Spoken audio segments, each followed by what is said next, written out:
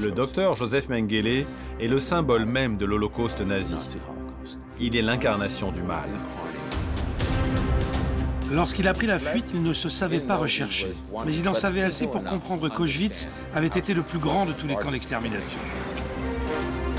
Il a pris une fuite qui était efficace. Il représente le Caïn, le criminel qui fuit au bout du monde et qu'on ne rattrape pas.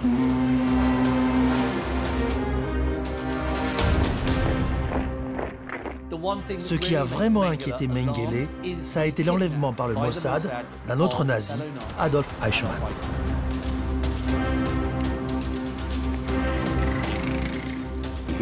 Il aurait dû être arrêté, il aurait dû être jugé, mais les choses ne se sont pas passées comme ça.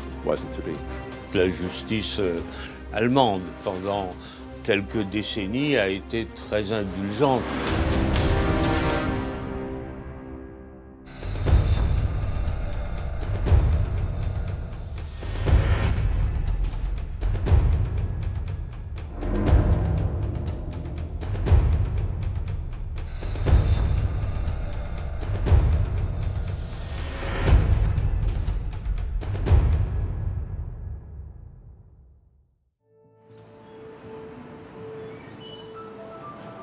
Joseph Mengele naît le 16 mars 1911 à Günzburg, dans le royaume de Bavière, dans ce qui est alors l'Empire allemand. Il est le fils aîné des 3 enfants de Karl et Walburga Mengele.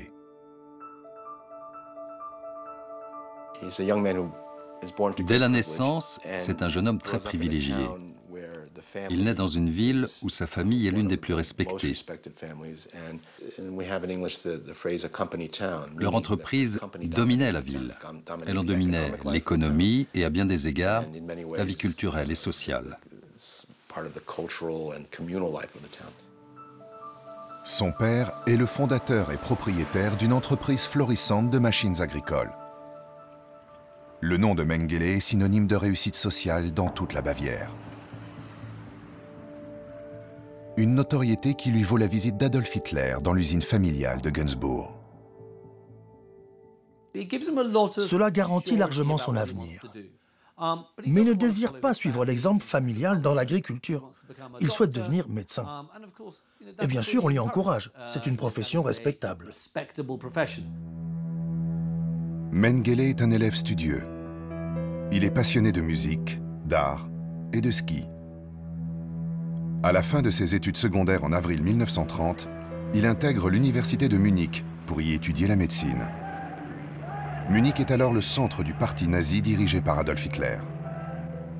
En 1931, Joseph Mengele rejoint l'organisation paramilitaire d'extrême droite des Casques d'Acier, qui devient en 1934 la SA, la section d'assaut nazie. Médecine et idéologie nazie forgent sa vision du monde. Il apprend la médecine à l'aune de cette pseudo-science raciale qui affirme qu'il existe une race supérieure, qu'il existe des races inférieures. Sa thèse de doctorat porte sur des différences anthropologiques entre sous-types raciaux.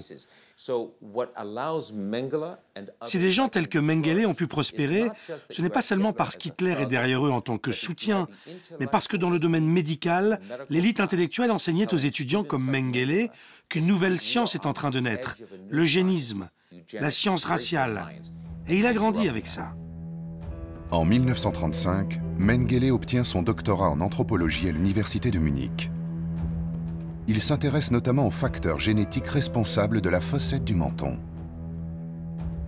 Sa thèse sur le sujet lui vaut un doctorat avec les félicitations du jury de médecine. 1937 est un tournant fondamental dans la vie de Joseph Mengele. En janvier, il devient l'assistant du docteur Ottmar von Verschuer, le ponte de la médecine raciale nazie.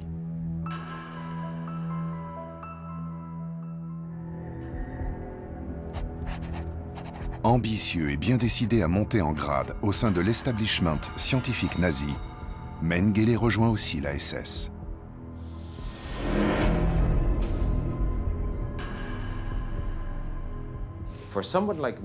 Un homme comme Mengele, qui est assez aisé, intelligent, étudiant doué, et qui maintenant est devenu docteur, lorsqu'il regarde l'organisation militaire nazie, tout naturellement, il considère rejoindre les SS. C'est une élite au sein de l'élite. Les SS remontent 6 générations en arrière pour s'assurer que l'on vient d'une lignée allemande pure. Il y a un marqueur génétique, à tel point que si vous rejoignez cette élite, les SS d'Himmler, vous receviez un tatouage sous le bras. Il signifiait que vous aviez passé le test, que vous étiez de sang pur. Bien sûr, Mengele a décidé de ne pas faire ce tatouage de groupe sanguin, parce qu'il était trop vaniteux pour cela. À peine marié, et quelques mois après le début de la Seconde Guerre mondiale, le docteur est envoyé à Posen, en Allemagne orientale, au sein du Bureau pour la race et le peuplement. Cet organisme nazi est chargé de contrôler la pureté idéologique et raciale de tous les membres de la SS. Mengele évaluait des individus. C'était une sorte d'inventaire de caractéristiques physiques. La forme et la couleur des yeux, la couleur des cheveux, la forme du nez, le type de menton, la hauteur du front. Et tout cela était censé donner des indices sur l'origine raciale et ensuite la pureté raciale. Il a fait ça pendant assez longtemps et je pense que c'est important parce que cela en fait une sorte de cheville ouvrière de cette bureaucratie raciale.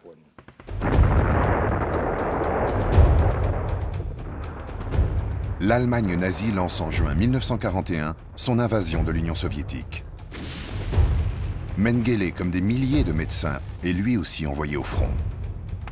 Il est affecté en Ukraine, près de Stalingrad. Pour sa bravoure, Mengele reçoit la Croix de fer. Grièvement blessé à l'été 1942, il est renvoyé à l'arrière avec le grade de capitaine. Joseph Mengele est transféré à Berlin, à l'Institut Kaiser Wilhelm, auprès de son mentor, le docteur Verschuer. Au début de l'année 1943, ce dernier encourage Mengele à demander son transfert à Auschwitz, où il va pouvoir poursuivre ses recherches sur des sujets humains et bâtir sa sinistre réputation.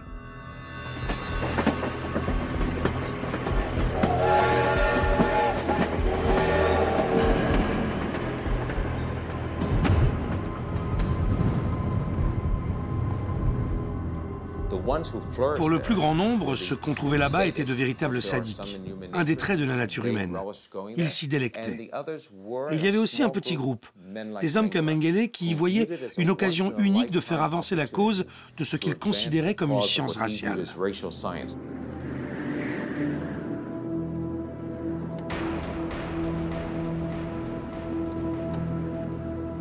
Le camp d'Auschwitz-Birkenau associe un camp de concentration et un camp d'extermination.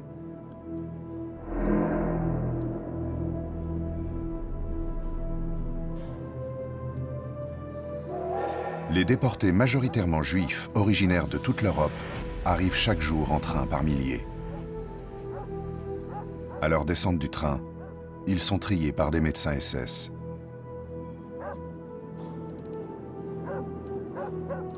La plupart des arrivants sont envoyés directement dans les chambres à gaz.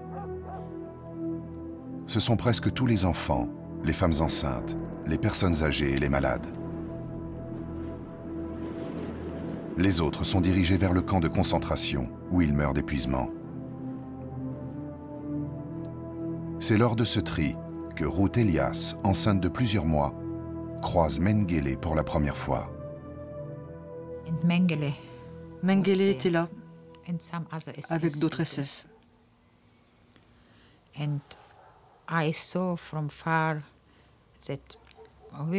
Et de loin, j'ai vu des femmes toutes nues passer entre deux SS.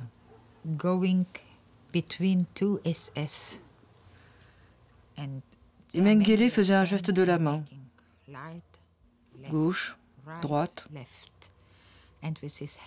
Et ce geste de la main, je ne le savais pas, signifiait la vie ou la mort. La vie, la mort. C'est très facile.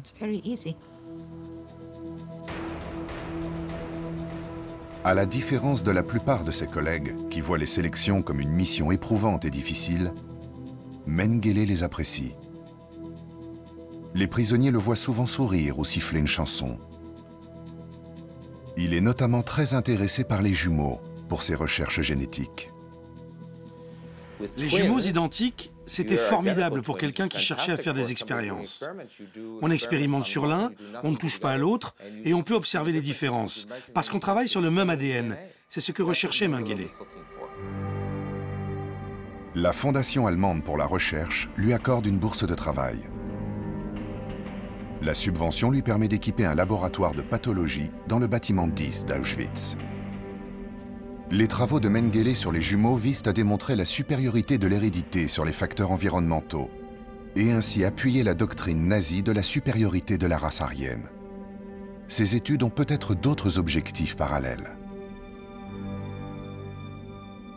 Les médecins d'aujourd'hui ne savent pas pourquoi, chez certaines femmes, les œufs se scindent en deux. Pourquoi la plupart ont un enfant et certaines en ont deux.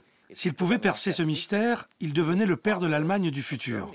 Chaque mère allemande pourrait avoir 2 enfants à chaque grossesse et on pourrait remplacer les pertes humaines de la guerre très rapidement. Pour lui, ce serait un accomplissement extraordinaire. Si l'un des jumeaux mourait de maladie, Mengele tuait l'autre pour pouvoir comparer les autopsies.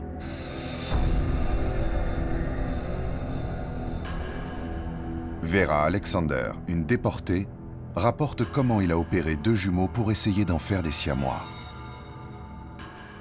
Un SS les a ramenés dans un état épouvantable.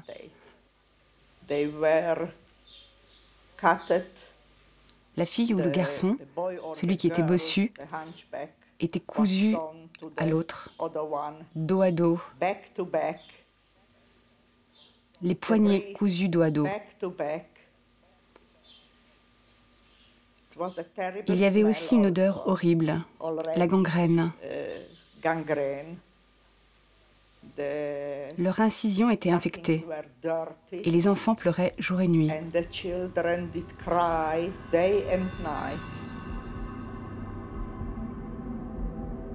Pour ses actions, Mengele reçoit la Croix du Mérite de guerre et est promu médecin en chef du sous-camp de Birkenau. Sa cruauté est sans limite. Le bébé est né.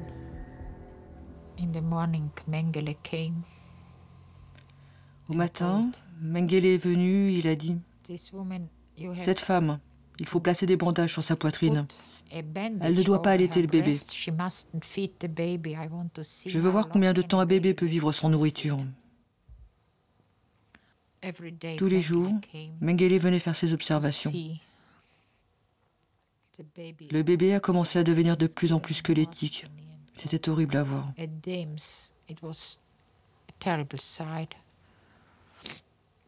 Le 8e jour, quand Mengele est venu, il a dit « Demain à 8 h, soyez prête avec votre bébé.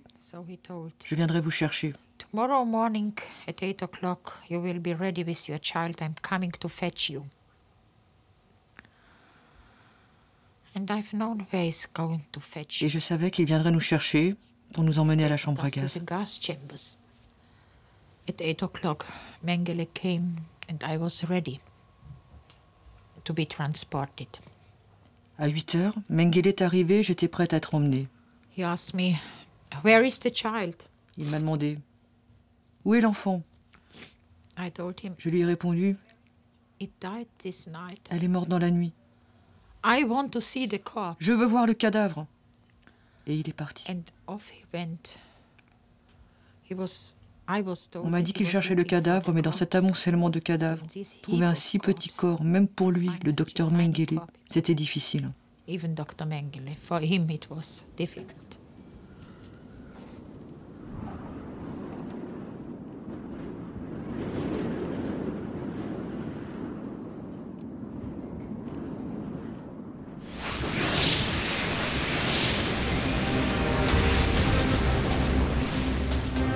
À l'hiver 1945, le rouleau compresseur de l'armée rouge stoppe net l'usine à tuer d'Auschwitz-Birkenau.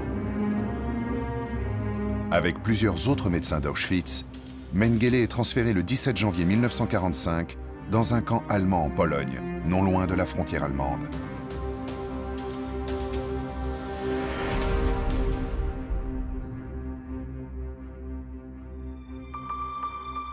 Il emporte avec lui 2 caisses d'échantillons et des documents sur ses expériences. L'Armée rouge libère Auschwitz le 27 janvier.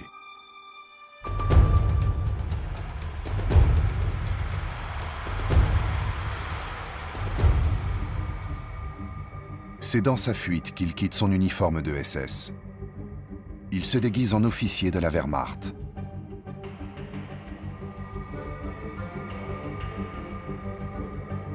Le nom de Mengele apparaît sur une liste des nazis recherchés par les Alliés. Mais c'était une liste longue de plusieurs centaines de noms. Personne ne savait s'il était encore en vie à la fin de la guerre. Et à part les plus hauts dirigeants, comme Himmler, Hitler ou Göring, ceux qui se trouvaient plus bas dans la liste, comme Mengele, ne savaient pas s'ils y figuraient ou non. Il s'est quand même enfui, car il en savait assez pour comprendre. Ce n'était pas quelqu'un de stupide, et il comprenait l'énormité de ce qui s'était passé. Il savait qu'Auschwitz était un camp de la mort, le plus grand des centres d'extermination. En arrivant en Allemagne, il est fait prisonnier à 2 reprises par les forces américaines au cours du printemps et de l'été 1945. Il est même initialement enregistré sous son vrai nom. Sa décision de ne pas se faire tatouer lorsqu'il rejoint la SS le sauve une première fois.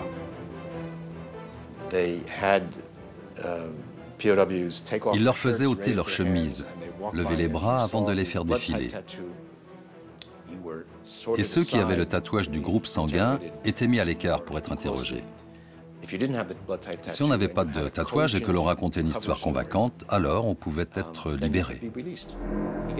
Il s'en sort en partie parce qu'il est noyé dans une masse humaine. Des centaines de milliers, des millions de personnes ont été déplacées. Des civils, des militaires qui s'étaient débarrassés de leur uniforme. Et les camps de réfugiés créés par les Britanniques et les Américains étaient pleins. Le chaos et la malice sauvent le docteur SS. Ce criminel de guerre nazi n'est pas identifié. Il échappe de peu à la justice.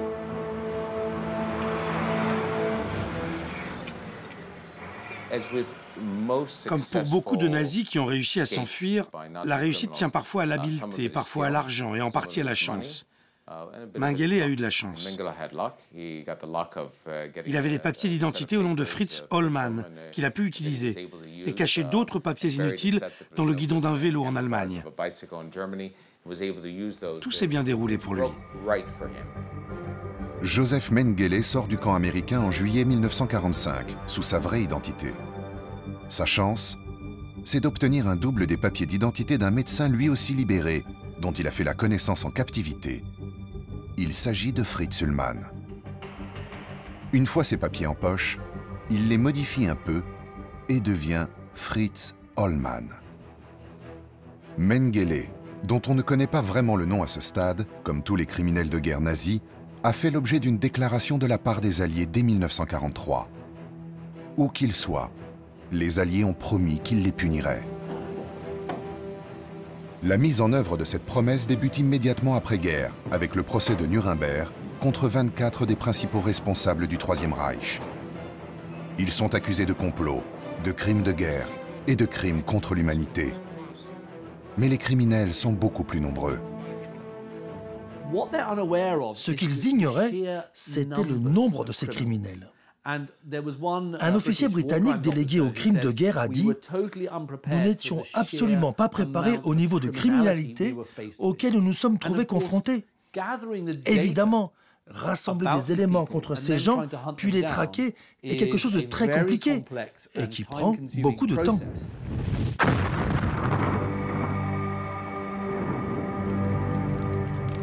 Même si les Alliés font un gros travail de dénazification de l'Allemagne, peu de moyens sont mis en œuvre à la disposition des équipes chargées de traquer les criminels nazis.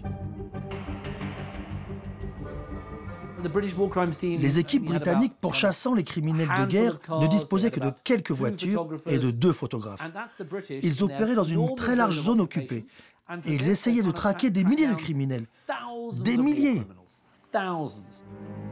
Le nom de Mengele est pourtant mentionné à plusieurs reprises durant le procès de Nuremberg qui s'ouvre en novembre 1945. Mais les Alliés ont des dizaines de personnes portant le nom de Mengele, dispersées dans toute l'Allemagne. Les enquêteurs américains sur les crimes de guerre ont interrogé des témoins. Et le nom de Mengele est apparu, mais avec des orthographes différentes, comme Mengele ou Mengela, comme on le prononçait parfois. Mais c'était tout. Il y avait bien un docteur appelé Mengele, pas de prénom, qui travaillait à Auschwitz. C'était un point de départ, mais c'était des informations insuffisantes pour une enquête, et cela ne permettait pas de faire une descente et l'appréhender chez lui. Mengele aurait pu aussi décéder dans la retraite chaotique de l'armée allemande.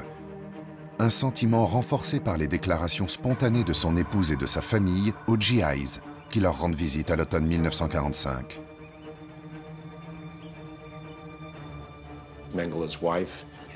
On dit que la femme de Mengele s'est comportée comme une veuve. J'ai interrogé une femme près de New York qui était originaire de Günzburg. Elle a dit que Joseph Mengele avait eu droit à une messe d'enterrement. La famille Mengele fait corps autour de l'un de ses membres. Tous étaient pro-nazis. Et au-delà des considérations affectives, les intérêts financiers en jeu sont trop importants. Il y va de la survie économique d'une des plus grandes familles de la région. Cet homme, qui était issu d'une famille très aisée, fait ce à quoi on pouvait s'attendre. Il rentre dans sa famille. C'est là qu'il sera en sûreté. Ils vont l'aider. Il retourne voir sa femme et son fils unique, né en 1944. Et c'est sa famille qui lui dit qu'il ne peut pas rester, car les Américains sont venus à plusieurs reprises pour le chercher. Pour sa sécurité et celle de sa famille, une planque est trouvée chez les agriculteurs complices, à proximité de Rosenheim, un bourg de Bavière. Officiellement, Joseph Mengele n'existe plus. Il est Fritz Sollmann, un ouvrier agricole chargé de planter et récolter les pommes de terre. Sa femme, Irène, lui rend visite tous les 15 jours. Il l'accueille à la gare et souvent le couple se promène le long de la rivière. Mengele passe ainsi 3 ans à peu près tranquille, avant qu'un nouvel événement ne ravive ses craintes. Son nom est évoqué lors du procès des médecins nazis de Nuremberg, qui s'achève à la fin de l'année 1947.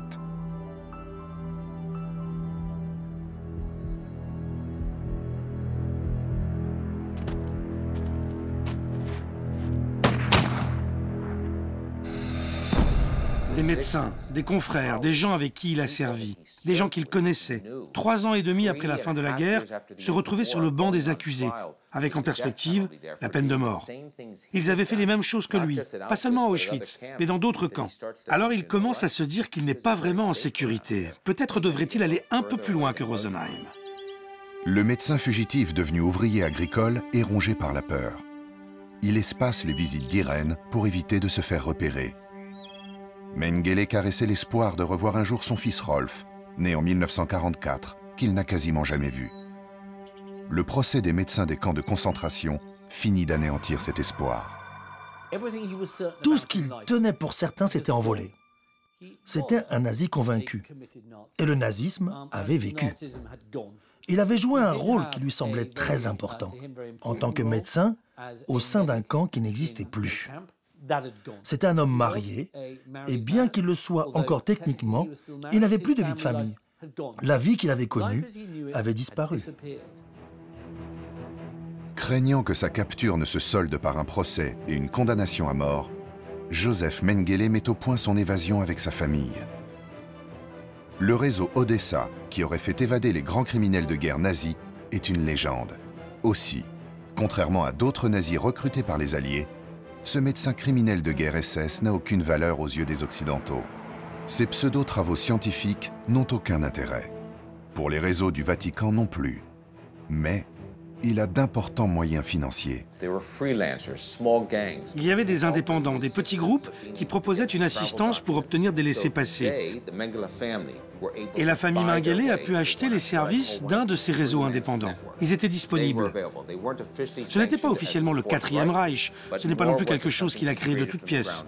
C'est l'argent qui lui a permis de s'échapper. La destination choisie est l'Amérique du Sud, et plus précisément l'Argentine. Pour y arriver, il lui faut réunir quelques conditions. D'abord, il lui faut de nouveaux papiers et une nouvelle identité. Grâce à la Croix-Rouge internationale, de Fritz Sollmann, il devient Helmut Gregor. C'étaient des documents de bonne facture. Il était impossible de prouver que cet homme n'était pas celui qu'il prétendait être. Alors, en l'absence de passeport national, obtenir des documents de la Croix-Rouge internationale était relativement facile. Gardons à l'esprit qu'outre ces nazis en fuite, il y avait des millions de réfugiés dans toute l'Europe. La situation était chaotique, même plusieurs années après la fin de la guerre. Mais cette nouvelle identité ne le rassure pas complètement. Il faut qu'il voyage le plus discrètement possible. Joseph Mengele, alias Helmut Gregor, quitte l'Allemagne le 17 avril 1949. Son objectif est de rejoindre le port de Gênes en Italie.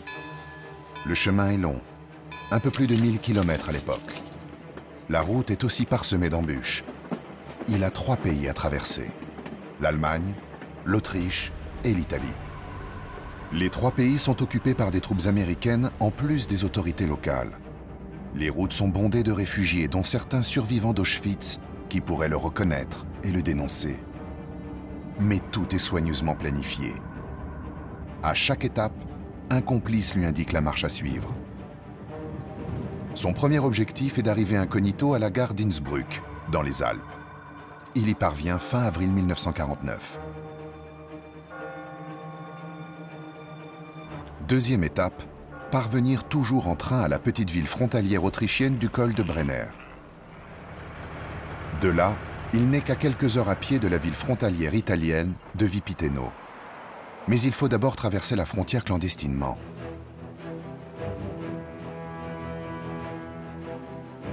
Au petit matin, au tout début du mois de mai, les conditions météo sont bonnes. Il se lance dans cette traversée périlleuse par un petit sentier de montagne.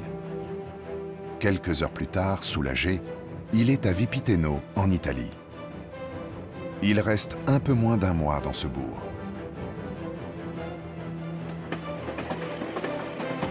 Fin mai, il prend un train qui, après plusieurs arrêts, le conduit jusqu'au grand port de Gênes.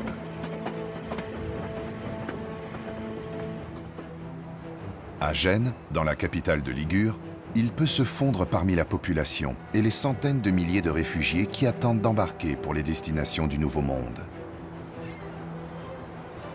Helmut Gregor est logé par ses complices dans un appartement en attendant qu'il obtienne son billet de bateau et le visa pour l'Argentine. Il a de l'argent que lui a remis sa famille. Il est seul pour ce départ vers une nouvelle vie.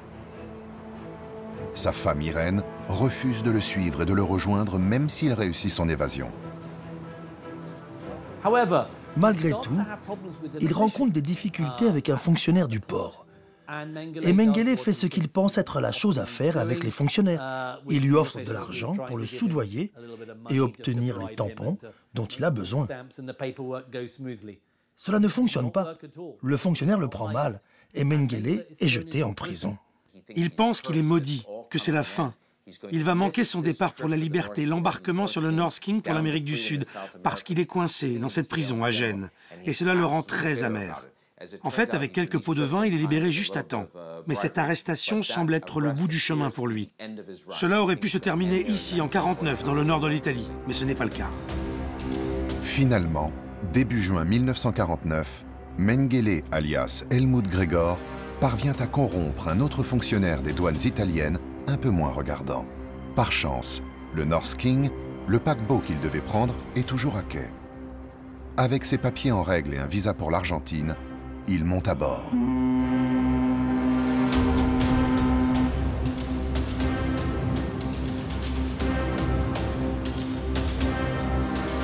Au bout de 6 semaines de traversée, il arrive dans le port de Buenos Aires.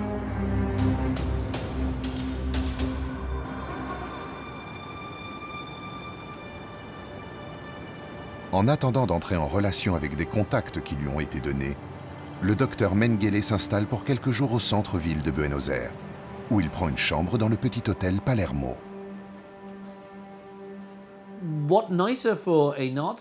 Qu'y a-t-il de mieux pour un nazi cherchant à fuir les chasseurs de nazis qu'un pays où il y a une large communauté allemande, où les paysages du sud du pays, en Patagonie, lui rappelleraient l'Autriche et l'Allemagne.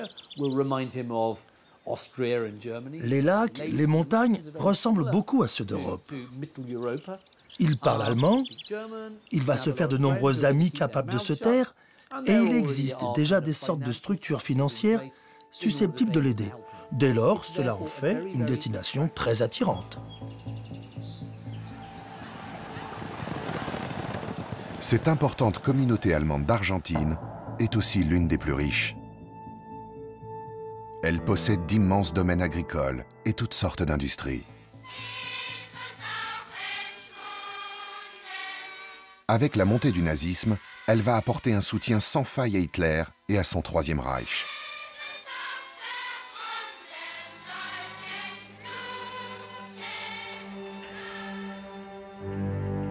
Les Allemands d'Argentine vont lever des fonds et envoyer des milliers d'hommes au combat en Europe.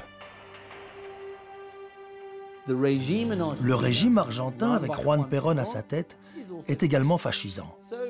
Le système politique apparaît donc très confortable pour un nazi.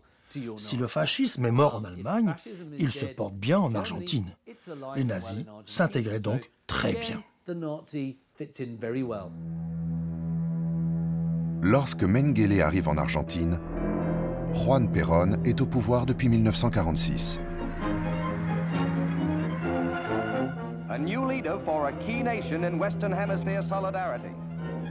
Après-guerre, il continue de bénéficier des immenses savoirs financiers nazis rapatriés clandestinement en Argentine. Ultranationaliste et populiste, il accepte de protéger les intérêts de la communauté allemande, encore très largement pro-nazi après-guerre. Il fait de son pays un sanctuaire pour les anciens criminels de guerre nazis et pro-nazis. L'Église catholique argentine était à l'autre bout du réseau mis en place par le Vatican. Et certains des pires criminels, comme Draganovich ou d'autres à Rome, envoyaient des croix de recherchés, tels que Pavelić, en Argentine, parce qu'on considérait que c'était là-bas l'endroit le plus sûr.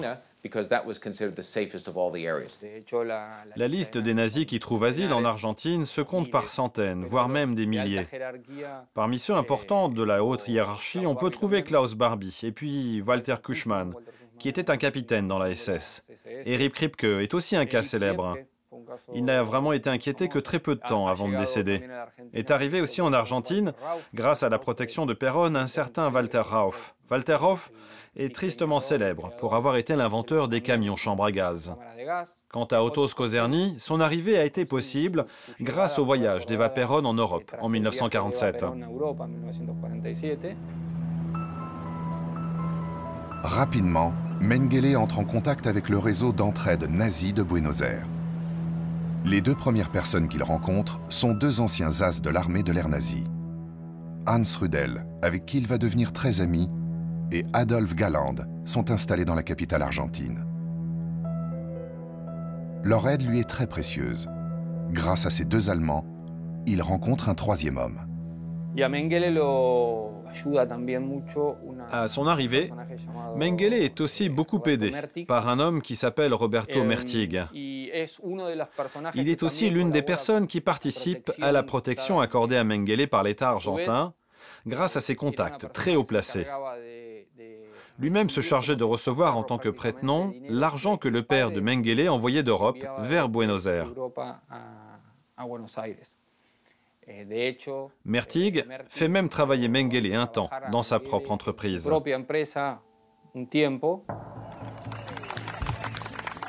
Toutes ces personnes font partie de l'entourage de Perón. Le président s'affiche parfois avec d'anciens dignitaires nazis, comme sur cette photo inédite, où il est aux côtés d'Otto Skorzeny, un officier allemand et commando SS particulièrement connu pour ses missions audacieuses, souvent sur ordre direct d'Adolf Hitler. Perón, dans ses propres mémoires, confesse ouvertement ses rencontres avec Mengele dans la villa présidentielle de Olivos.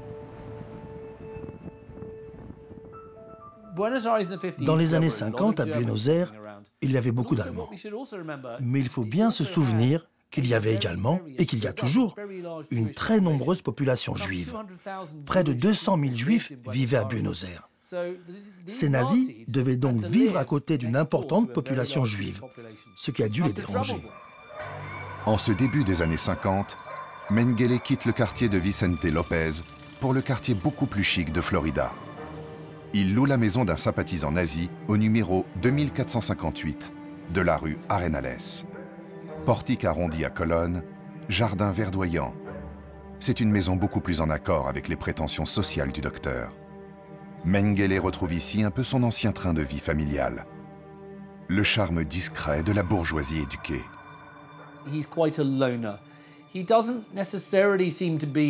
C'est un solitaire. Ce n'est pas vraiment un fêtard. Il ne frappe pas par son côté convivial ou sociable. C'est quelqu'un d'assez sérieux. Après tout, il voulait devenir professeur d'université à Francfort, par exemple. Au début de l'année 1953, le docteur déménage à nouveau pour s'installer dans le centre-ville, où il loue un appartement au premier étage du numéro 431 de la rue Taquari. Un choix étrange compte tenu du peu de charme de cet immeuble vétuste dans cette rue bruyante. Peut-être qu'à 42 ans, cet homme seul et célibataire cherchait-il davantage de possibilités de rencontres avec des femmes. Ce que l'on sait, c'est qu'il sort plus et fréquente notamment un restaurant célèbre à Buenos Aires. Si l'on se rendait dans le café ABC à Buenos Aires dans les années 50, on pouvait y croiser le Gotha du régime nazi. On y trouvait Mengele, Eichmann, des personnages importants. Pas les plus hauts dirigeants, mais des individus haut placés dans le régime, des officiers gradés. Tout ce beau monde sirotant une bière, dégustant de la cuisine allemande traditionnelle. On ne peut pas dire s'ils savaient tous qui étaient les autres exactement. Mais Mengele, alias Gregor, n'est pas inactif. Il commence même à bien gagner sa vie. Avec l'aide de sa famille, il investit dans une entreprise de charpente. Grâce à son ami Hans Rudel, il développe aussi le commerce des machines agricoles familiales. Rudel le met notamment en relation avec des contacts au Paraguay voisin, où se déplace fréquemment Mengele. Des documents récemment publiés par le gouvernement argentin indiquent qu'il aurait peut-être pratiqué illégalement la médecine, dont des avortements.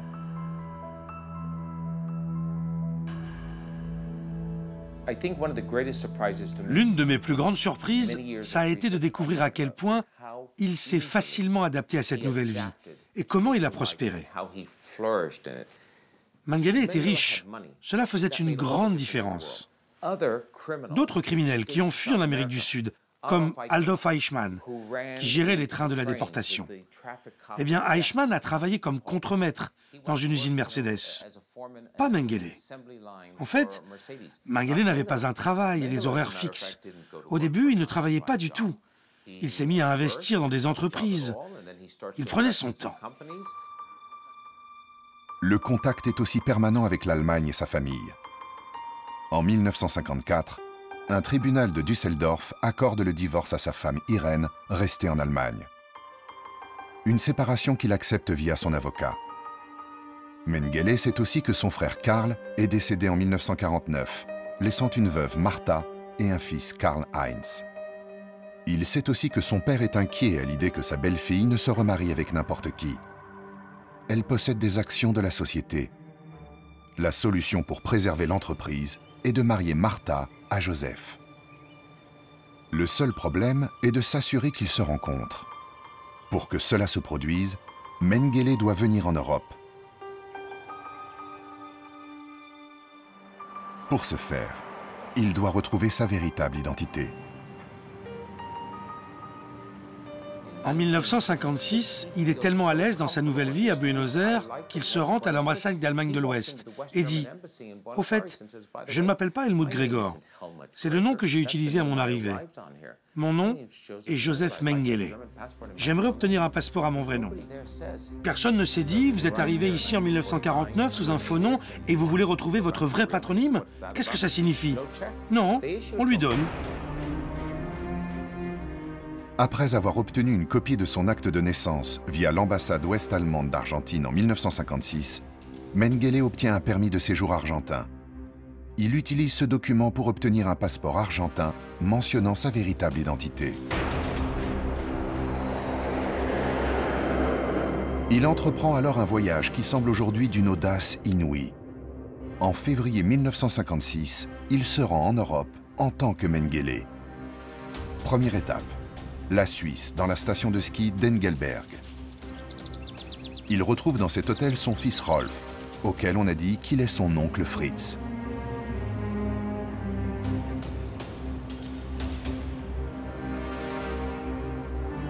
Martha et son fils, Karl-Heinz, sont aussi des vacances. Tous font connaissance dans ce cadre idyllique des Alpes suisses allemandes.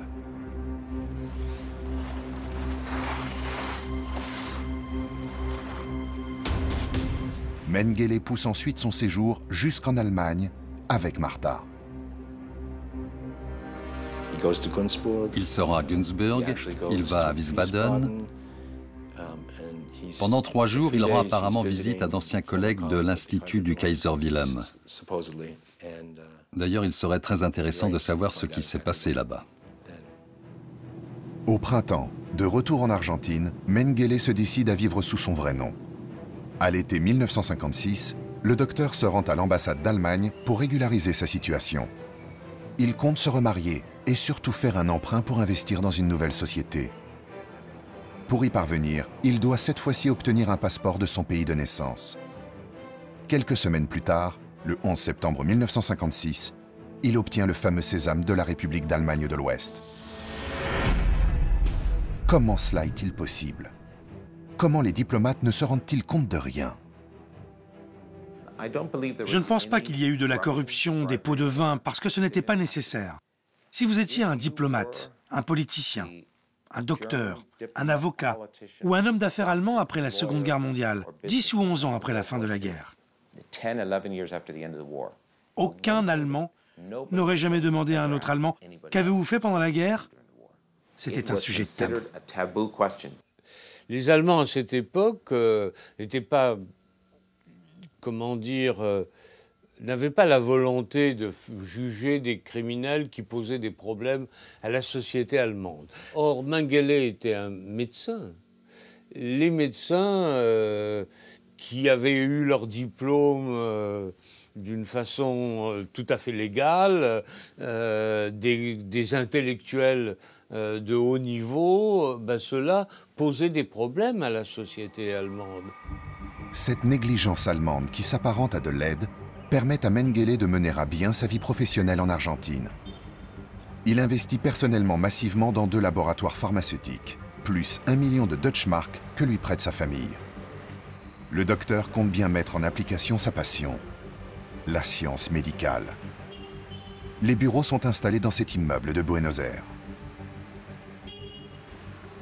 La première affaire qui a à voir avec sa profession est l'achat d'une partie des laboratoires Wonder, dont les locaux étaient situés au centre de Buenos Aires. Le directeur de ce laboratoire Wonder, un certain Dr Baisi, l'a mis en contact avec 2 personnes d'origine allemande. Ensemble, ils ont fondé, c'est inscrit dans les registres du ministère de la Santé argentin, le laboratoire Fadropharm. Ils continuent à fabriquer là aussi des produits destinés à la vente au public, comme si de rien n'était, et toujours sous son propre nom. Sur les papiers présentés pour la constitution de la société anonyme figure le nom de Mengele.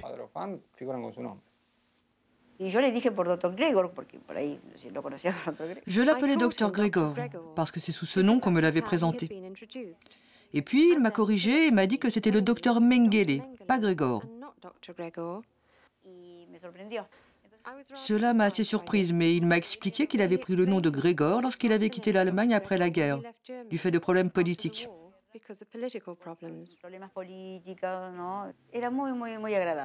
Il était très aimable. Il était toujours content et racontait toujours des blagues.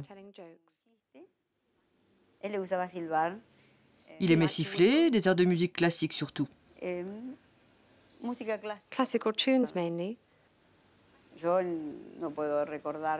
ne me souviens plus quel compositeur, mais du Mozart, je pense. Heureux en affaires, Mengele l'est aussi sur le plan affectif. En octobre 1956, Martha et son fils Karl-Heinz le rejoignent à Buenos Aires. Ils s'installent tous dans la nouvelle maison que vient d'acheter le docteur pour abriter sa nouvelle famille. Elle est située à Virevertis, dans le faubourg huppé d'Olivos. On trouve même les Mengele dans l'annuaire téléphonique de Buenos Aires.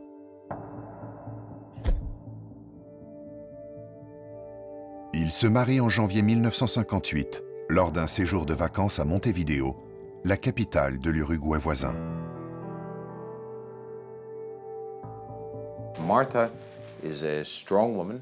Martha est une femme de caractère, qui l'a toujours attirée, et c'était réciproque. Elle a un fils à peu près du même âge que son propre fils à lui, Rolf, qui ne saura pas avant ses 14 ans que son père était encore vivant. Donc avant même que Rolf ne soit au courant de cela, Martha fait ses valises, déménage à Buenos Aires avec son fils et épouse Mengele. C'est un exemple saisissant de famille à problème, avec un grand P. Elle est prête à vivre avec lui, et son fils pense qu'il fait un très bon père.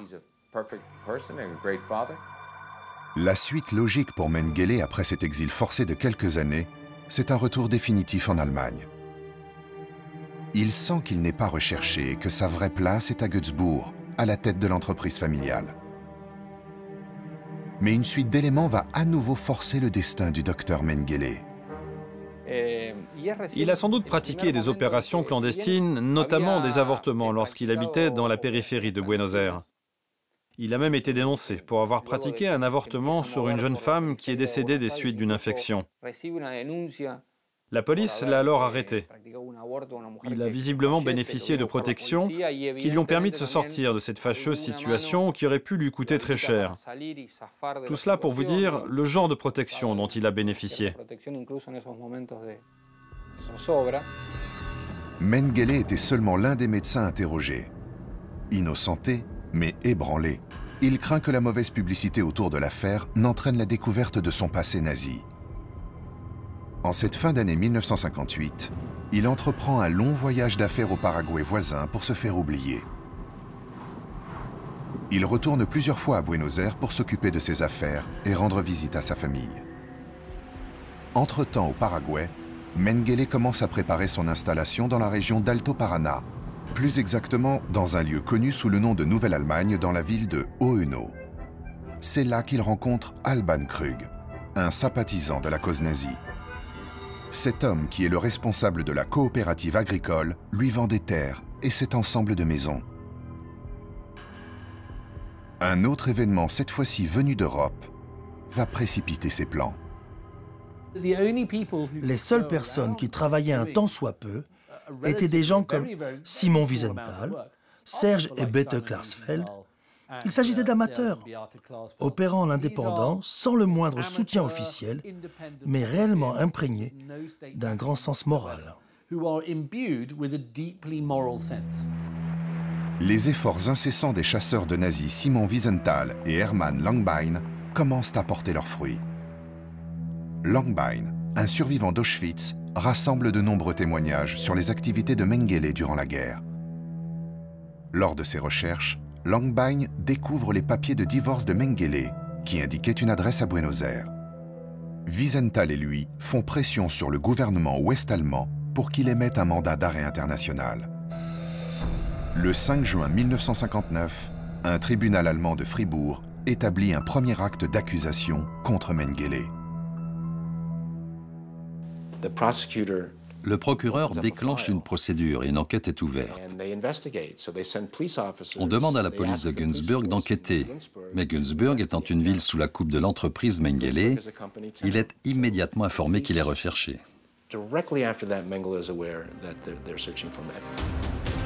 Joseph Mengele, informé, prend ses dispositions et fuit. Entre-temps, l'Allemagne a lancé un mandat d'arrêt international suivi d'une demande d'extradition contre le docteur. L'Argentine commence par refuser. Et quand l'extradition est approuvée, Mengele vit déjà au Paraguay depuis un moment. Ce pays dirigé par Alfredo Stroessner, un dictateur d'ascendance germanique, lui accorde même la nationalité en novembre 1959.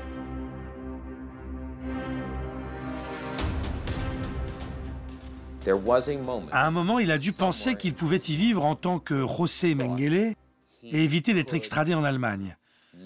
Le Paraguay n'avait pas de traité d'extradition avec l'Allemagne. pas plus que l'Argentine d'ailleurs. Il a pu penser qu'en allant au Paraguay, Stroessner aurait besoin d'argent. Sa famille en avait, et les Allemands de là-bas le protégeraient.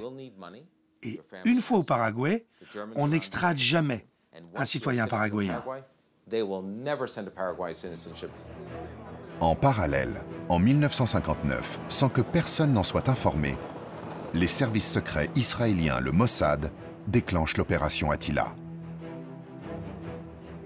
Depuis 1958, le gouvernement allemand et la CIA connaissent la localisation à Buenos Aires d'Adolf Eichmann, l'architecte de la solution finale, mais ne le révèlent pas pour raison d'État.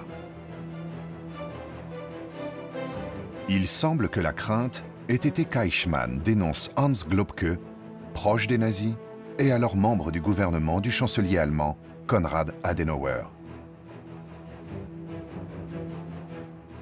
C'est une information rapportée par la petite amie du fils d'Eichmann à Buenos Aires qui met le feu aux poudres. Il y avait un germano-argentin assez pauvre, appelé Lothar Hermann, dont la fille sortait avec un jeune homme vivant dans la banlieue de Buenos Aires. Et ce jeune homme n'arrêtait pas de se vanter de l'identité de son père. Et quand c'est venu aux oreilles de Lothar Hermann, cela lui a fait penser à un nazi recherché. Il a envoyé une lettre anonyme aux procureurs allemands. Cette lettre a atterri sur le bureau d'un certain Fritz Bauer. Coup de chance, l'information atterrit en Allemagne sur le bureau de Fritz Bauer, le premier procureur juif allemand. Peu confiant dans la justice de son pays, il transmet l'information aux autorités israéliennes, notamment au chef du Mossad, Isser Harel. Au moment où les Israéliens mettent en place une équipe pour kidnapper Adolf Eichmann en 1959, ils avaient en leur possession des informations qu'ils considéraient décisives, prouvant que Mengele s'était trouvé en Argentine, à Buenos Aires. À ce moment-là, Isser Harel décide de kidnapper à la fois Eichmann, qui est maître d'œuvre de la solution finale, et puis Mengele. L'opération pour capturer Eichmann est alors déclenchée par Israël, qui souhaite à cette occasion un procès, le Nuremberg du peuple juif.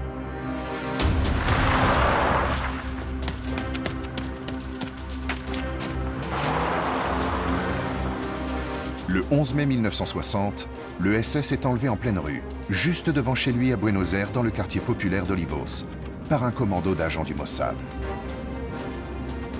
Les agents espèrent faire d'une pierre deux coups avec Mengele.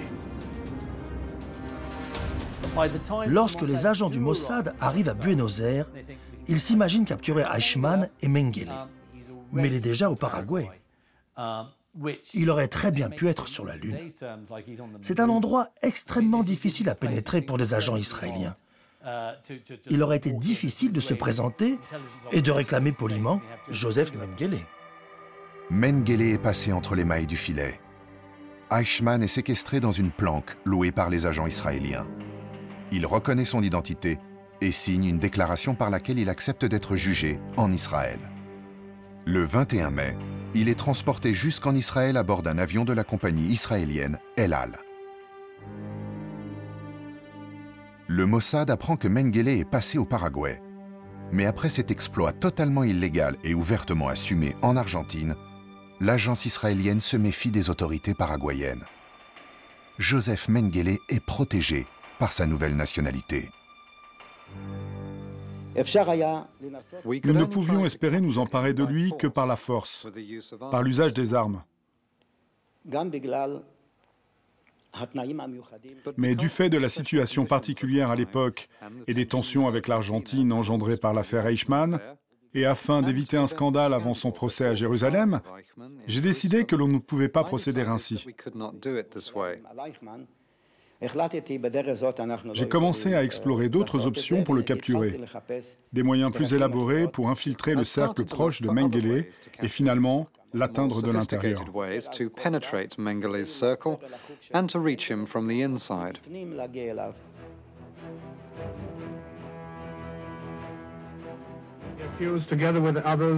during the period 1939 to 1945 caused the killing of millions of Jews for the execution of the Nazi plan known as the final solution of the Jewish problem. Après un procès, Eichmann est condamné à la peine de mort. Il est pendu peu avant minuit, le 31 mai 1962.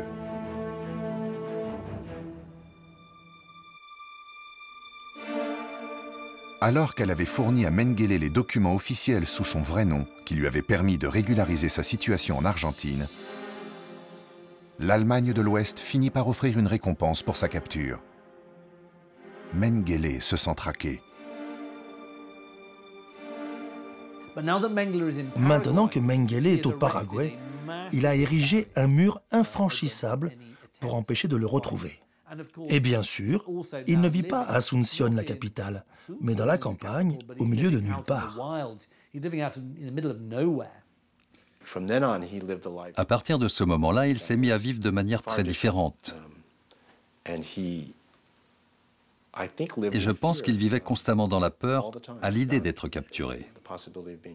Et finalement, ce groupe d'Allemands, ces néo-nazis qu'il s'était mis à fréquenter, lui disent qu'ils connaissent un type qui lui trouvera l'endroit idéal, Wolfgang Gerhardt.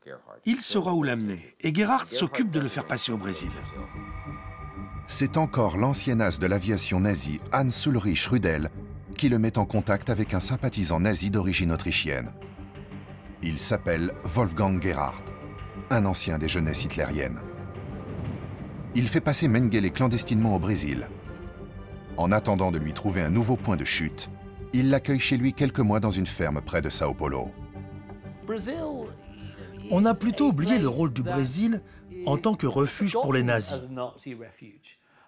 Mais de nombreux nazis s'y sont retrouvés. L'un des plus célèbres s'appelait Franz Stengel, l'ancien commandant de Treblinka, où 800 000 à 1 million de Juifs ont été massacrés dès leur arrivée. Ce qui en fait donc l'un des plus grands meurtriers de masse de l'histoire. Stengel a vécu de longues années au Brésil sans être inquiété. Le Brésil était donc un endroit sûr où il pouvait se rendre. Wolfgang Gerhardt lui trouve une famille d'accueil. Géza et Gita Stammer, un couple d'expatriés hongrois.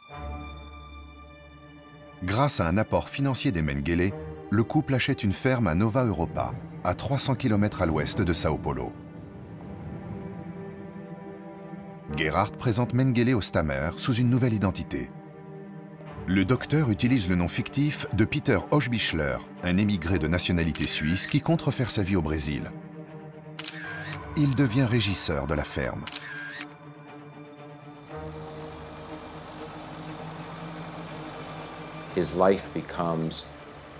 Sa vie se résumait à se cacher dans les couches les plus modestes de la société, à se mélanger aux gens qu'il détestait. Toute cette diversité, ces classes inférieures, ces Brésiliens à la peau foncée, ces Noirs, ces immigrants, parce que ce faisant, il pouvait rester libre. La présence de Mengele est une aubaine pour les Stammer. Ils ont besoin de bras en plus de son capital. De plus, Mengele refuse d'être rémunéré. Il demande seulement à être nourri et logé en échange de son travail. Géza est un ingénieur qui se déplace beaucoup pour son métier. Il laisse souvent Gita seule à la ferme avec Mengele pour de longues périodes. On leur prête une aventure sentimentale. Ils allaient rester loyaux.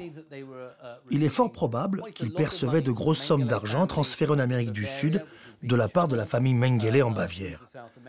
C'était un arrangement très satisfaisant pour les Stammer. Ils disposaient d'un locataire qui allait payer son loyer pour de nombreuses années.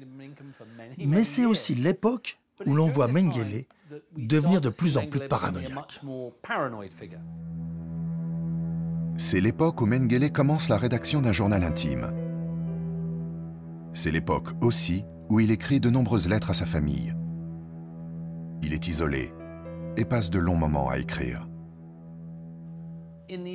Dans ces journaux un peu insensés, écrits fébrilement, dans lesquels il parle de lui-même à la troisième personne, il justifie ce qu'il a fait durant la guerre. Ce sont des justifications interminables et alambiquées pour ce qui se résume à des atrocités. Mais il appelait ça un travail pour le bien de l'humanité. Il se considérait comme un pionnier de la médecine. Mais le vrai Mengele transparaît dans les lettres personnelles adressées à sa famille. Des centaines de pages qu'il envoie en Allemagne et dont il n'imaginait pas qu'elles seraient rendues publiques. Il pense que sa famille sera suffisamment sensée pour s'en débarrasser. Ces lettres nous montrent que l'homme qui vivait au Brésil déteste de plus en plus sa vie là-bas. Il se sent isolé. La presse mentionne des choses horribles sur lui. De son point de vue, il ne profite pas de la fortune et la réussite accumulée par son père. Il devrait revenir en Allemagne et reprendre sa place au sein de la famille. C'est au retour de Martha et Karl-Heinz en Allemagne en décembre 1959 que Rolf apprend au détour d'une conversation que l'oncle Fritz n'est autre que son père. Mengele lui adresse du courrier directement. Il a suffisamment de temps libre pour blâmer sans cesse son fils, qu'il n'a jamais rencontré, lui disant qu'il n'est pas productif, qu'il est paresseux, qu'il devrait être docteur ou avocat. Il se pose en père exigeant, éloigné, un criminel de guerre qui se cache, mais qui cherche néanmoins à jouer un rôle dans la famille. Grâce à un nouvel apport financier de Mengele, le couple achète en 1962 une nouvelle ferme plus grande, à Serra Negra, à 150 km au nord de Sao Paulo. Mais les Stammer finissent par découvrir sa véritable identité. C'est la première fois que Mengele est reconnu.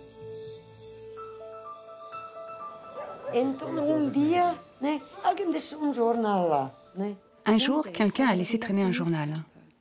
Et il y avait un article sur un bourreau nazi, comme on les appelait.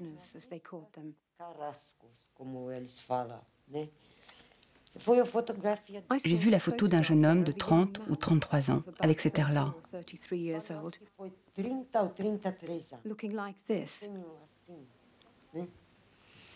Et je me suis dit que ce visage m'était très familier, avec ce sourire et ses dents écartées.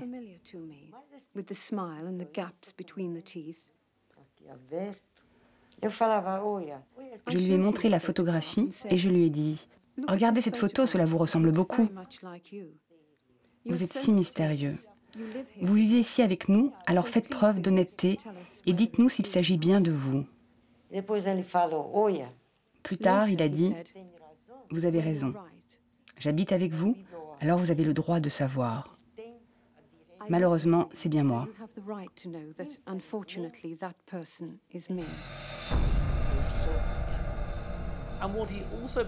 Et il se rend également compte, c'est aussi apparu lors du procès Eichmann, qu'un nom revient de plus en plus. Et ce nom est le sien, Mengele. Il réalise qu'il devient de plus en plus tristement célèbre. Pas seulement au sein d'une communauté juive plutôt limitée, mais il devient une sorte d'incarnation du mal pour beaucoup de monde. Mengele parvient à les convaincre de ne pas le dénoncer aux autorités, en avançant qu'il pourrait être accusé de l'avoir protégé. Et surtout en achetant leur silence. Des témoins remarquent la paranoïa croissante de Mengele, qui se sent de plus en plus traqué. Où qu'il aille, les chiens le suivaient.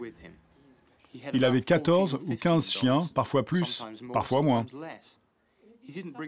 Il ne les amenait pas ici, mais il avait l'habitude de venir avec moi ici, avec ses jumelles pour scruter l'horizon.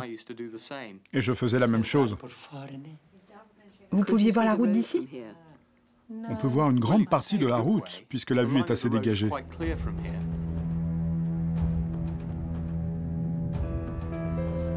Au même moment, informé de la possibilité que le fugitif se soit réfugié au Brésil, l'Allemagne de l'Ouest étend son mandat d'arrêt à ce pays. En parallèle, Zvi Aroni, l'un des agents du Mossad ayant participé à la capture d'Eichmann, est placé à la tête d'une nouvelle équipe chargée de localiser et d'arrêter Mengele. Les enquêtes au Paraguay n'ont rien donné. Le Mossad ne parvient pas non plus à intercepter la correspondance entre Mengele et son épouse Martha, qui est installée en Italie. Ces hommes suivent une nouvelle piste révélée par un ancien nazi d'origine hollandaise réfugié en Argentine. Il s'agit de Willem Sassen. L'étau se resserre. C'était un de ces indépendants installés en Amérique du Sud et qui avait beaucoup de contacts. Et quand les Israéliens l'ont attrapé, ils lui ont dit qu'ils allaient le ramener en Israël, comme Eichmann. Il n'avait rien à Eichmann, à moins qu'il ne leur donne des informations utiles. Sassen leur a donné le nom de quelqu'un relié à Mengele. Il a dit c'est un homme appelé Gerhardt, un Autrichien d'1,90 m. Il sait des choses à propos de Mengele. Il place Wolfgang Gerhardt sous étroite surveillance. Un jour, il se déplace jusque dans la région rurale de Serra Negra. L'équipe du Mossad repère un Européen qui pourrait bien être celui qu'il recherche depuis des mois. Il était assez difficile de photographier cet endroit, mais nous avons fait de notre mieux. Nous avons essayé d'utiliser des locaux et nous nous habillions très simplement. Je me souviens qu'un de ces hommes avait marché pieds nus sur 8 km, juste pour faire local.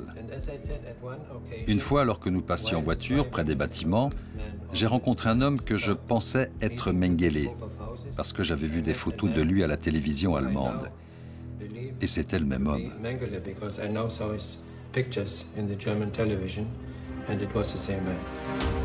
L'agent en informe immédiatement ses supérieurs. Mais la lourde logistique nécessaire à la capture, les limitations financières et le besoin de se concentrer sur les voisins immédiats d'Israël poussent les chefs du Mossad à mettre un terme à l'opération.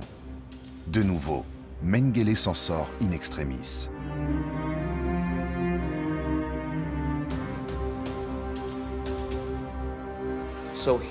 L'équipe du Mossad se retire donc d'Amérique du Sud. Et quand je dis que les Israéliens m'ont frustré, ils font comme tous les autres services de renseignement, les Français, les Anglais, les Américains. Ils découvrent de nouvelles informations et ne les partagent pas. Ils n'en parlent pas à d'autres services. Ils ne retournent pas au Brésil. Ils n'informent pas Simon Wiesenthal. Et donc, la seule organisation qui disposait d'une piste sur le lieu où se trouvait Mengele, qui aurait pu mener l'affaire à bien, c'était Israël, dès 1961. Et une conjonction de coïncidences et d'affaires internationales tourne en faveur de Mengele. Il n'a pas la moindre idée à quel point ils sont passés près de lui et comment tout aurait pu finir pour lui.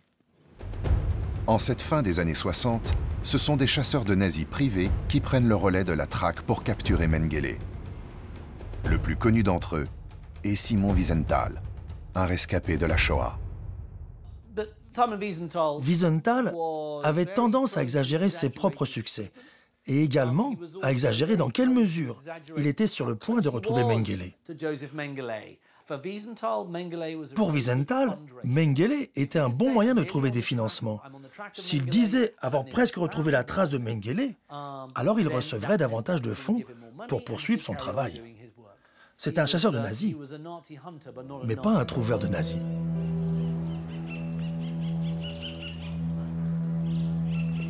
Mengele et les Stammer achètent en 1969 une nouvelle maison à Caieiras, située à une centaine de kilomètres au nord de Sao Paulo. Une grande villa au sommet d'une colline entourée de terre. Le trio veut se rapprocher de la capitale brésilienne tout en continuant à travailler la terre. Et pour Mengele, sans doute continuer à brouiller les pistes.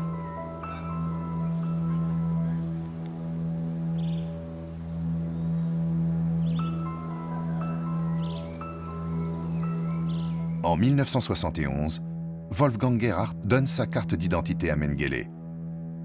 Le docteur change à nouveau d'identité, la 5e depuis 1945. Il devient Wolfgang Gerhardt. Mais loin d'être rassuré, Mengele se sent de plus en plus vulnérable.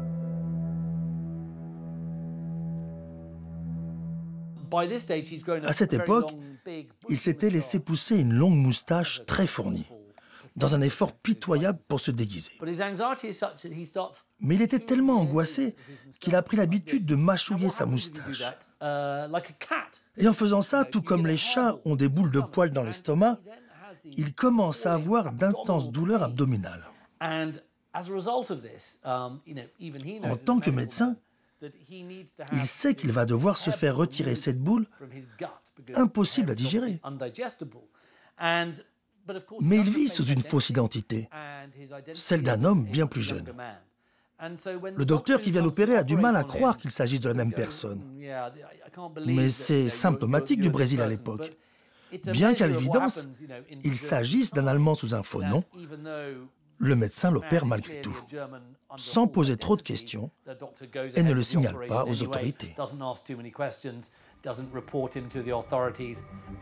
Fragilisé, Mengele est de plus en plus irritable avec ses hôtes. Les relations se dégradent au plus haut point après cette douzaine d'années passées ensemble. J'ai de la peine pour les Stammer, parce que c'est un hôte assez déplorable. Mengele est très exigeant. Il a mauvais caractère. Il se dispute constamment avec eux. Certains jours, il ne prononçait pas un mot et était pensif. Il se mettait à son travail, accomplissait toutes ses tâches, mais il restait silencieux. Il s'est mis à faire de longues promenades. Il marchait pendant des heures. D'autres jours, il était plus loquace, se montrait plus enjoué et s'entendait mieux avec tout le monde. Et tout à coup, il entrait dans des disputes, commençait à se plaindre. À la suite d'une dispute à la fin de l'année 1974, peut-être à cause du vieil homme de plus en plus horripilant, et aussi en raison de cette relation entre Mengele et Gita Stammer, le trio se sépare.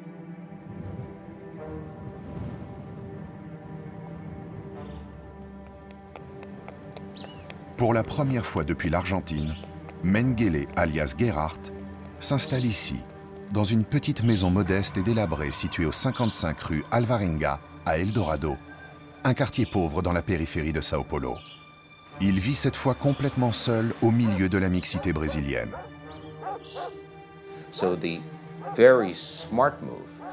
C'était très malin d'emménager aux confins d'une des villes les plus populaires du Brésil, dans un quartier parmi les plus pauvres, de se mêler à la population et vivre à découvert. Se cacher à découvert, mais au milieu de tant de monde que personne ne pourrait se douter de qui vous êtes.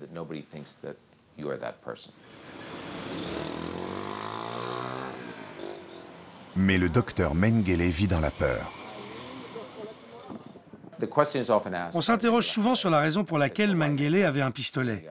Est-ce qu'il se préparait à tirer sur des agents du Mossad qui allaient défoncer sa porte? Ou craignait-il la criminalité à Sao Paulo? Les deux sont raisonnablement envisageables. Si on me pose la question, je dirais que c'est à cause des Israéliens. Mais c'est aussi parce que je voudrais que ce soit la vraie raison. Cela voudrait dire qu'il a vécu dans la peur jusqu'au bout. Pour tenter de le rassurer, et toujours contre des sommes d'argent de plus en plus importantes, Wolfgang Gerhardt lui présente une nouvelle famille d'adoption, les Bossart.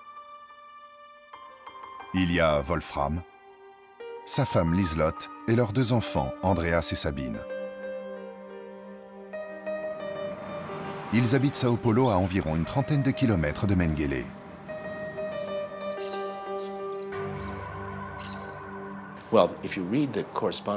À la lecture des courriers échangés entre Mengele et M. Bossart, ce dernier était très proche politiquement de Mengele.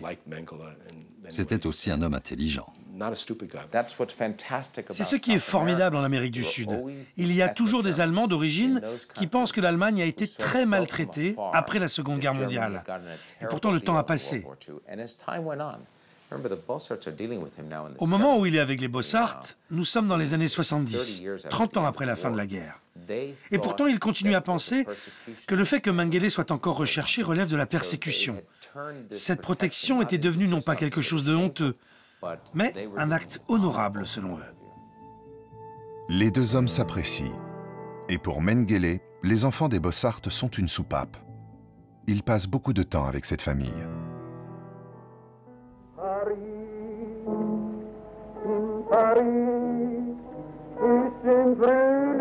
Nous avons retrouvé un enregistrement unique de la voix de Joseph Mengele datant de cette période. Il est au piano et chante une chanson pour ses nouveaux amis.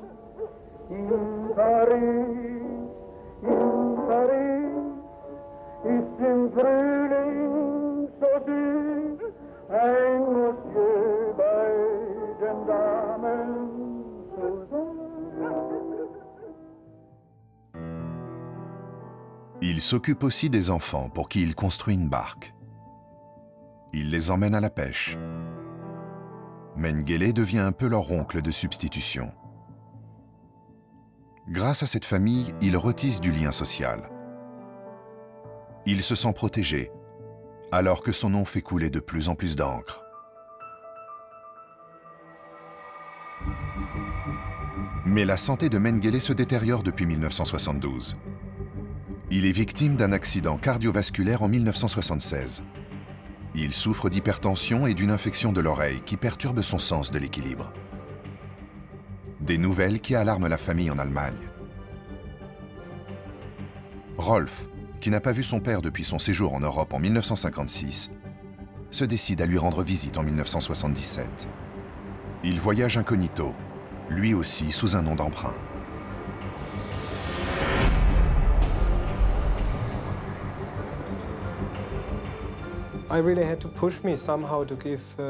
J'ai vraiment dû me forcer pour paraître cordial, pour exprimer un minimum de sentiments.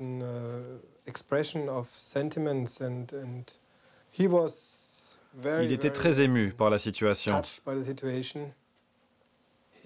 Il avait les yeux brillants de larmes.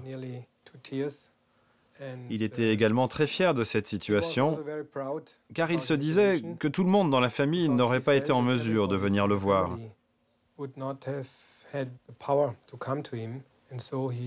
Il me considérait comme un valeureux soldat qui avait franchi les lignes ennemies.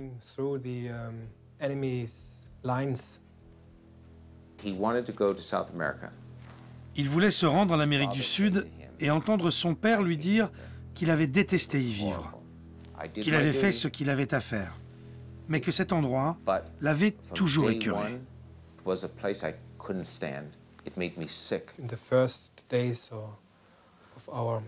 Dans les premiers jours de notre rencontre, j'ai évité d'évoquer les sujets sensibles, c'est-à-dire Auschwitz.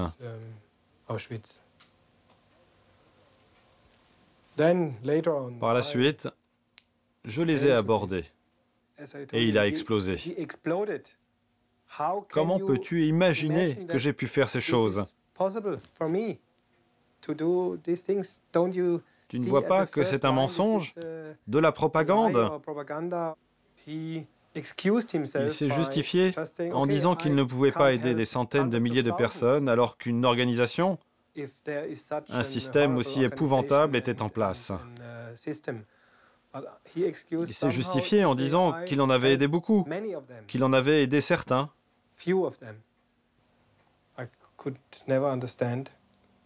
Je n'ai jamais pu comprendre comment un être humain pouvait agir de la sorte.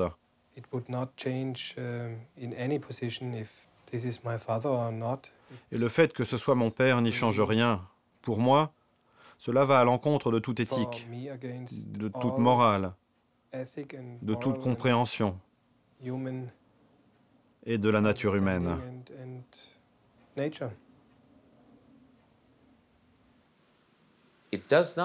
Mais pour autant, Rolf ne dénonce pas son père. Aujourd'hui encore, il condamne ce que son père a fait, mais déclare que même aujourd'hui, il ne le dénoncerait pas. Je pense aussi que Rolf l'a fait pour sa mère, Irène, qui était encore vivante à l'époque et dont il était très proche. Et il savait que si son père passait en jugement, elle se retrouverait au cœur de la tempête. Le 5 février 1979, Mengele prend un bus pour rejoindre ses amis Bossart dans leur maison de la ville côtière de Bertioga. C'est là qu'il vient souvent nager et se rafraîchir lors de l'été brésilien. Le 7 février 1979, alors qu'il se baigne, il a une nouvelle crise cardiaque.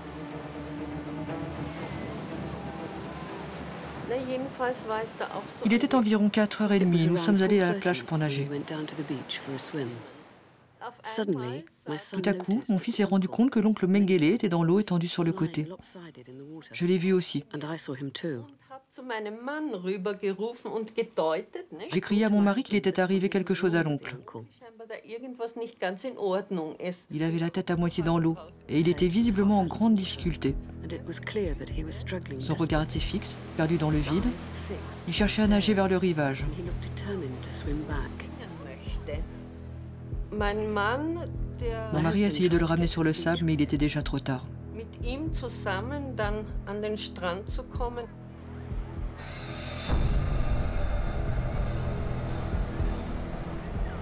Mengele décède sans avoir revu son fils et sa famille.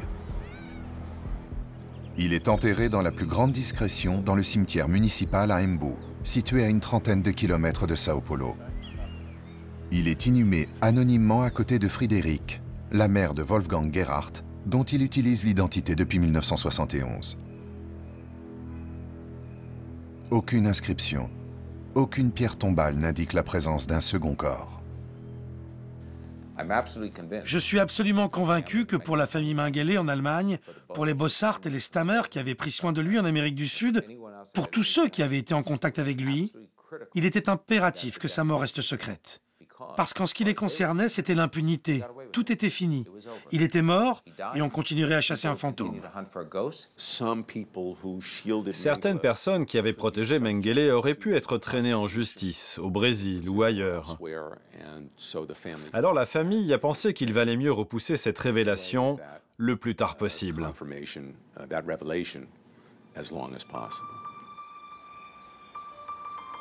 Le silence est total. Rien ne filtre de ce décès. C'est une combinaison d'événements qui ravive l'intérêt du public et alerte les autorités de plusieurs pays sur le fait que le criminel nazi serait toujours en fuite.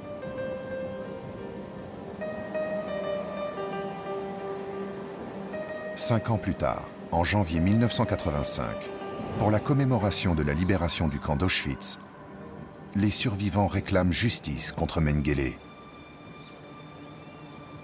Face à ce scandale, les gouvernements ouest-allemands, israéliens et américains mettent en commun des moyens conséquents pour le retrouver. Ils décident d'en finir une fois pour toutes avec la traque de Mengele. Des récompenses pour sa capture sont également offertes par les gouvernements israéliens et ouest-allemands, le New York Times, les Klarsfeld ou encore le centre Simon Wiesenthal. L'Allemagne reçoit beaucoup de pression pour enfin faire quelque chose, pour découvrir si ce type est vivant ou mort. Les Allemands de l'Ouest démarrent enfin l'enquête qui aurait dû débuter 15 ans plus tôt. On aurait pu résoudre cette affaire par un moyen traditionnel qui consiste, comme on dit dans mon pays, à suivre la piste de l'argent. Et cela aurait pu être fait par les autorités allemandes bien des années plus tôt, lorsque Mengele était encore en vie. À partir du moment où ils se sont concentrés sur l'entreprise du matériel agricole des Mengele à Günzburg, comme nous les avions incités à le faire, il leur a fallu très peu de temps pour découvrir l'itinéraire que suivait l'argent jusqu'au Brésil.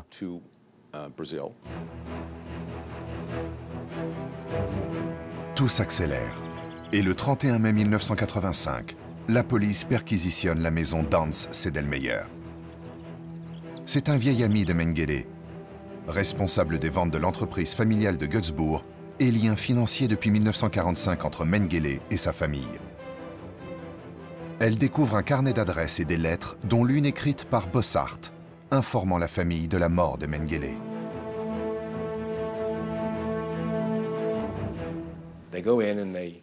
Les autorités ont fait une perquisition, ça n'a pas pris très longtemps. En fouillant la chambre de Madame Sedlmayr et à peine dissimulée dans un secrétaire, ils ont trouvé un tas de lettres.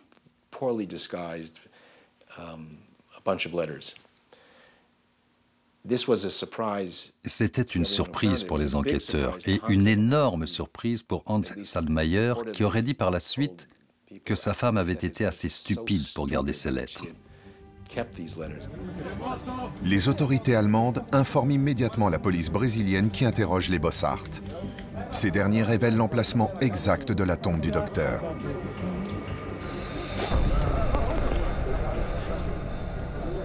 Les restes sont exhumés publiquement le 6 juin 1985. La nouvelle a entre-temps fait le tour du monde. Dans le cimetière d'Embu, c'est le chaos.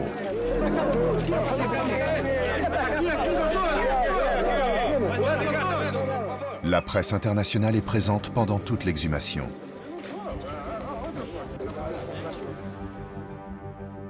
Commence alors un long processus d'identification. Des légistes et des spécialistes du monde entier viennent prêter main forte à l'équipe brésilienne.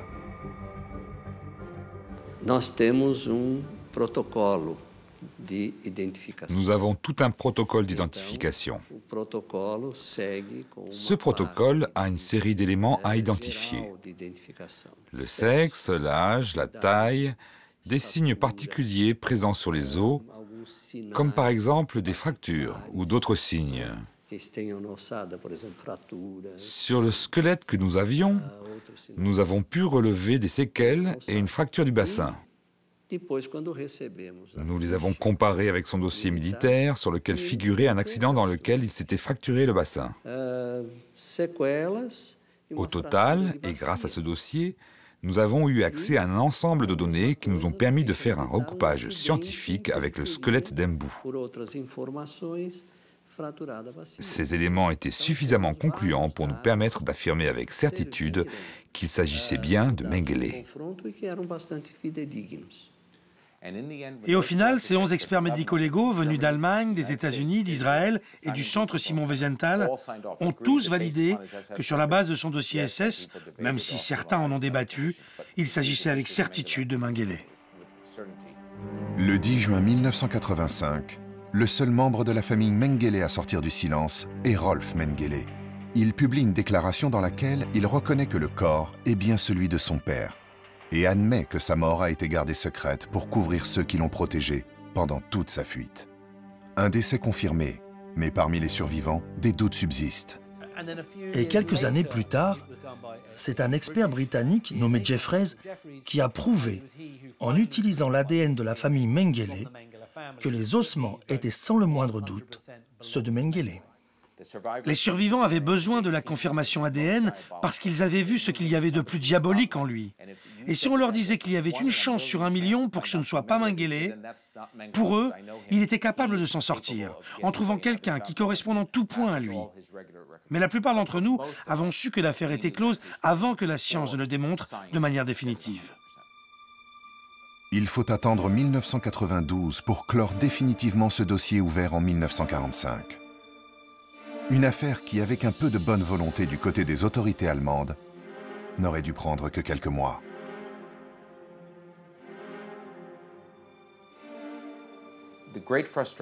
Le plus frustrant dans l'affaire Mengele, c'est qu'il s'en est sorti. Sa vie a été misérable pendant de nombreuses années, mais pas suffisamment. La seule vraie justice aurait été de le faire comparaître devant un tribunal. Même son exécution n'aurait pas pu venger la terreur qu'il a fait régner à Auschwitz. Mais un procès aurait été important. Cela n'a pas eu lieu.